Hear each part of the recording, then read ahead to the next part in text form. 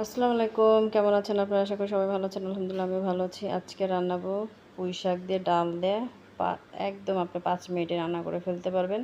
এটা হলো ব্যাচেলর ভাইরা যারা আছেন তাদের জন্য। তারা একলা একলা থাকেন, একটা শর্টকাটে অনেক আপুরা চাকরি করেন, করতে পারবেন না। এগুলো একদম একবারে মাখাই মুখাই দিয়ে খেয়ে রান্না করে দেবেন, খুবই মজা লাগে। তো এখানে আমি পুঁই শাক নিছি, ছোটো ছোটো করে কেটে নিছি। এখানে ডাটা দিইনি, শুধু পুঁই শাক দিছি।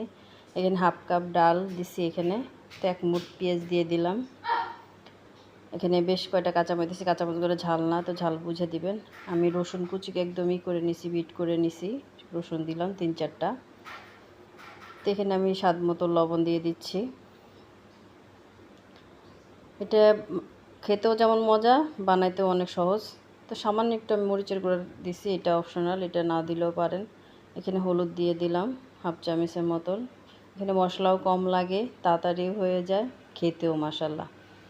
তো এখানে আমি সামান্য একটু ধনের গুঁড়াও দিছি, এটা অপশনাল, দিলেও পারেন না দিলেও পারেন, আমি দিছি যাই হোক।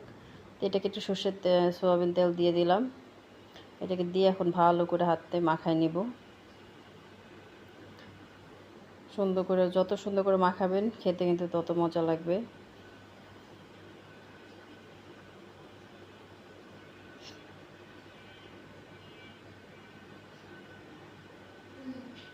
আমি কিন্তু এটাকে সময় নেই, মাখাই নিচ্ছি ভালো করে।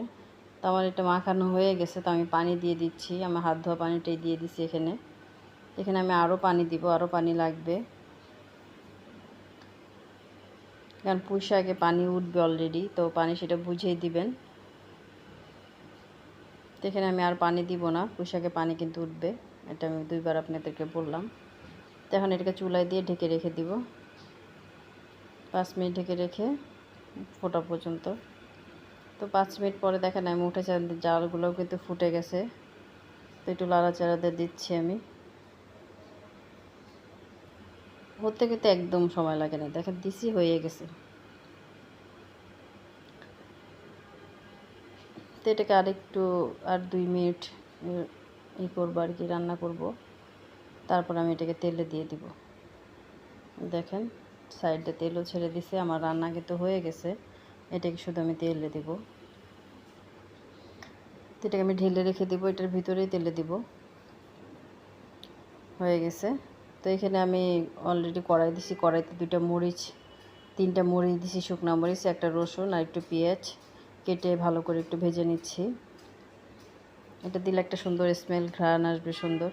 আমার এটা ভাজা হয়ে গেছে, আমি তারপরে ডালটা ঢেলে দিচ্ছি।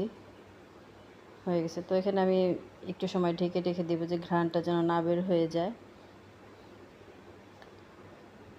আমার রান্না হয়ে গেছে, আমি বাটিতে ঢেলে নিচ্ছি আর কি। যদি ভিডিওটা ভালো লাগে প্লিজ লাইক শেয়ার করে দিবেন, সাবস্ক্রাইব করে দিবেন। আশা করি সাথেই থাকবেন। আল্লাহ হাফেজ, ভালো থাকবেন।